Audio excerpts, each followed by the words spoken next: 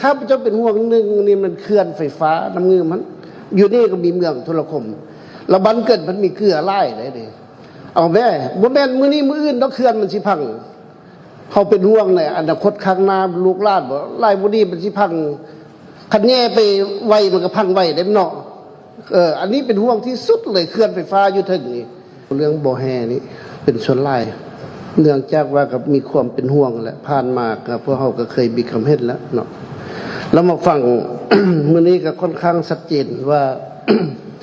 มีบริษัทที่ว่ากำลังขุดค้นกำลังดำเนินอยู่กับมีขุดค้นแล้วก็มี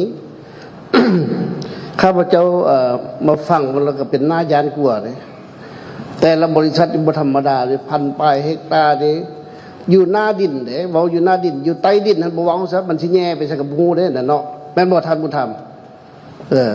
สิแย่ไปใส่กับงูเด้แย่จกไปแย่ไปสิมันท่วมไปข้าพเจ้าเป็นห่วงนึงนี่มันเขื่อนไฟฟ้าน้ำเงือมันอยู่นี่ก็มีเมืองโทรคมแล้วบันเกิดมันมีเกลือไล่ได้ดิเอาแม่บ่แม่นมื้อนี้มื้ออื่นดอกเขื่อนมันสิพังเขาเป็นห่วงในอนาคตข้างหน้าลูกหลานบ่ไล่บ่นี้มันสิพังคันแง่ไปไวมันก็พังไวได้เนาะอันนี้เป็นห่วงที่สุดเลยเขื่อนไฟฟ้าอยู่ถึงนี่บรรดาท่านสิคิดคือข้าพเจ้าคิดบ่จบเดี๋ยวนี้หมู่ข้าพเจ้าเว้าแล้วเด้สหายบุญจันทร์บ่ต้องเว้าเด้อว่าอันอยู่ทงมังเดี๋ยวนี้มันไปฮอดเขื่อนสะเทือนอยู่หลัก52ว่าสิเด้หมู่ข้าพเจ้าเว้าแล้วสหายบุญจันทร์อย่าเว้าว่าอยู่ทงมังเด้อมันสะเทือนอยู่หลัก52แล้วไกลไปละ5เขื่อนน้ำเงินนี่นะหากท่านเขื่อนน้ำเงินไปแล้วก็แม่นโอ้ยตายแล้วอยู่ในจมหมดอยู่นี่บ่มีนครหลวงหรือว่าเขามีแพทย์จะย้ายนครหลวงบ่จึงเอาบริษัทมาขุดค้นอยู่นี่มันจมอยู่น้ำหมดแล้วมันปานสึนามิพุ่นได้นี่คันเฮาเป็นห่วงเป็นใหญ่เกี่ยวกับภัยพิบัติที่จะเกิดขึ้นบ่ซากันไว้นี่จะแม่นผู้ที่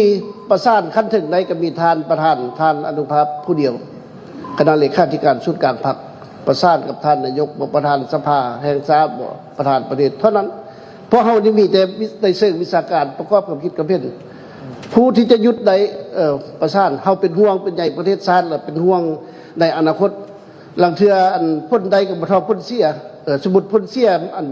เนาะมันหลายเกินตัวอย่างว่าได้มาเข้านครหลวงล้าน2ล้านพ้นเสียมา10ล้าน20ล้านดอลลาร์กับบุกุมค่าสุดท้ายเฮาก็จม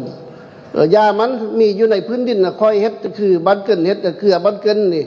เฮ็ดแบบปฐมประธาน traditional นะคอยเนาะเฮ็ดนาเกลือบ่คือเพลงเบานักเขาเศร้านาเกลือเนาะคอยเฮ็ดคอยจังมันมีโรแมนติกได้เกลือแซ่บมากินอันนี้ไปเจาะไปแย่ข้าพเจ้าอันนี้ควรยุติซะดีกว่าพวกสำรวจใหม่นี่ก็บ่ควรซะว่าเด็ดขาดไปเลยนะว่านี่น่ะเนาะกฎหมายนี่ก็มีครบถ้วนแล้วพวกเฮาก็เว้ากันอยู่นี่แหละปานนั้นสร้างนิติกรรมซ้ำนี่เฮายุดบ่ได้นี่ก็บ่สร้างซะนิติกรรมกฎหมายเนี่ยอันนี้นะอันยักเว้าเท่านั้นได้ท่านประธานขอบใจท่านประธาน